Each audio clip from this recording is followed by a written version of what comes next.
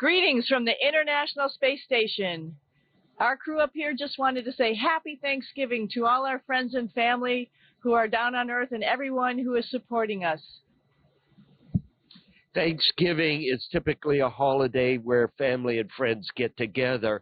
Sometimes that can't happen to physically be around each other, but today's age, you can virtually tie in to your family and friends.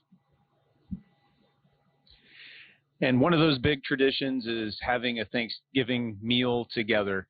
And so we're going to celebrate that tradition up here, though our meal may look a little bit different. Dawn, if you hold the mic.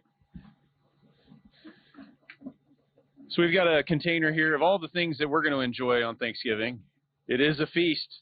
Let me see. We've got Brussels sardines, Brussels sprouts, butternut squash, apples and spice, Smoked turkey. And smoked turkey. It's going to be delicious. It's true we have much to be thankful for. On a professional sense, I mean, there's not many places that you can be that you can actually lay on the ceiling, and this is one of them. We're thankful for zero gravity. It's fantastic. And of course, in a personal sense, our family, our friends, those that are lifting up prayers for us and have been, we're grateful for that. We're grateful for a nation that is a spacefaring nation that lets us live free, say what we think is important to say, and so many other things. So much to be thankful for in this season, to be reminded of that, to have a holiday that celebrates that, that's something to be thankful for as well. And so from all of us on the International Space Station, Happy Thanksgiving.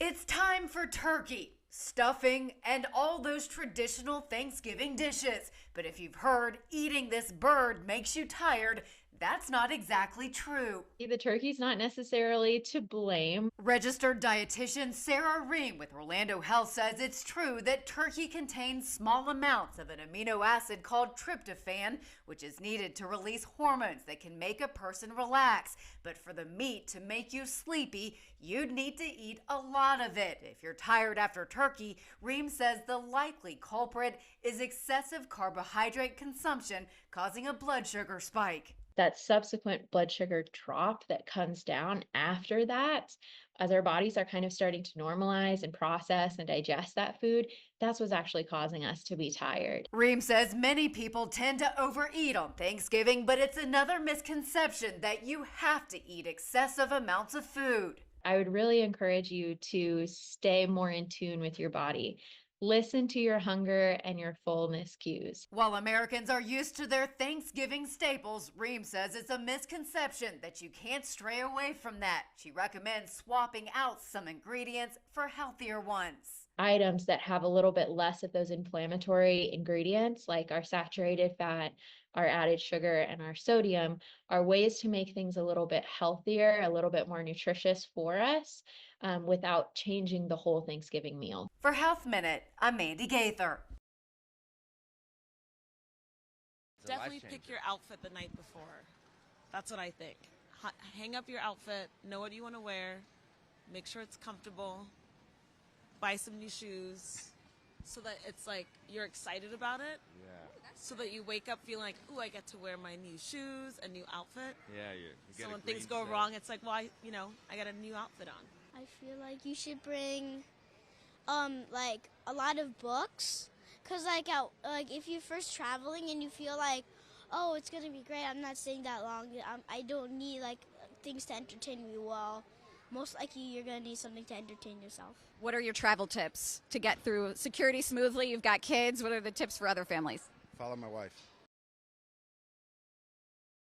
While enjoying the ease of online shopping this holiday season, Teresa Murray, Consumer Watchdog Director with the U.S. Public Interest Research Group, says some deals really are too good to be true. What has happened really in the last year or two is that a lot of e-commerce sites have opened that are not reputable businesses. Murray says to watch for e-commerce listings that don't disclose a manufacturer and ship from overseas because they may not comply with U.S. safety standards. I like saving money as much as the next person, but not when it comes to compromising my family's safety. Unlike items purchased at a major retailer, online marketplaces that let outside vendors sell products may not be liable for an unsafe toy or other purchase. Orion Shin of Consumer Reports says regulation of online marketplaces simply hasn't kept up with the explosion in growth. There really aren't the guardrails there yet to really make clear what the marketplace's responsibility is if anything goes wrong with a third-party seller product.